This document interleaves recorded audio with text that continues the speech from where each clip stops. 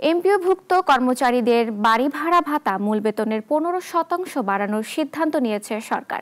সিদ্ধান্ত অনুযায়ী 7.5% কার্যকর হবে এই বছরের নভেম্বরে, বাকিটা আগামী বছরের 1 জুলাই থেকে। ঘোষণার পরে কর্মসূচি প্রত্যাহার করেছেন আন্দোলনরতরা। এক সংবাদ বিজ্ঞপ্তিতে প্রধান উপদেষ্টা আশা জানান, বেসরকারি শিক্ষা প্রতিষ্ঠানের শিক্ষকরা নব উদ্যমে শ্রেণীকক্ষে ফিরে যাবেন। মূল বেতনের 20% বাড়ি ভাড়া প্রদান সহ 3 দফা দাবিতে এমপিওভুক্ত শিক্ষা জাতীয়করণ প্রত্যাশী জোটের ব্যানারে গত 12 অক্টোবর থেকে লাগাতার আন্দোলন করছেন প্রতিষ্ঠানগুলোর শিক্ষক কর্মচারীরা। গত 5 অক্টোবর সরকার তাদের বাড়ি ভাড়া 500 টাকা বাড়ানোর ঘোষণা দিলে আন্দোলনকারীরা তা প্রত্যাখ্যান করেন।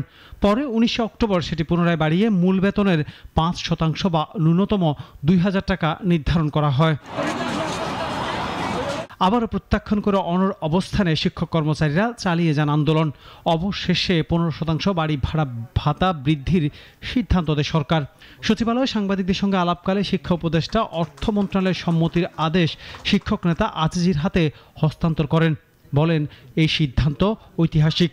অবশ্যই যুক্তিযুক্ত দাবি ছিল, কিন্তু সেটা পূরণ করা ছিল অন্যান্য শর্ত সাপেক্ষে আমাদের সম্পদ কতটুকু রয়েছে সে কথাটাই বারবার আমরা বলেছি যে, এবং সেই পরিপ্রেক্ষিতেই অর্থ মন্ত্রণালয়ের ছাড় অতীতে যেটাই পরবর্তীকালে তারা যেটা দিলেন 5%, এবং সেটাই আমাদের পক্ষে এই বাজেটে সম্ভব, সেটাই আমরা বলেছিলাম।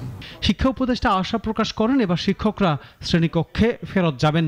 আশা করি যে এটা আমাদেরকে এখন শিক্ষকরা তারা কর্মক্ষেত্রে ফিরে যাবেন, এবং যেই উদ্দেশ্যে এটা হয়েছে সেটা হচ্ছে শিক্ষক ছাত্ররা শিক্ষার্থীরা তারা যেন এই সুযোগ এটা পেতে পারেন এবং তার ভালো শিক্ষা হোক, হ্যাঁ, শিক্ষার মান উন্নয়ন ঘটুক, অবশ্যই আমরা চাই।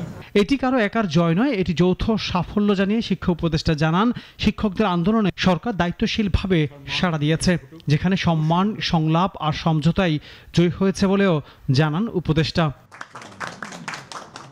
আনোয়ার হোসেন, নাগরিক, ঢাকা।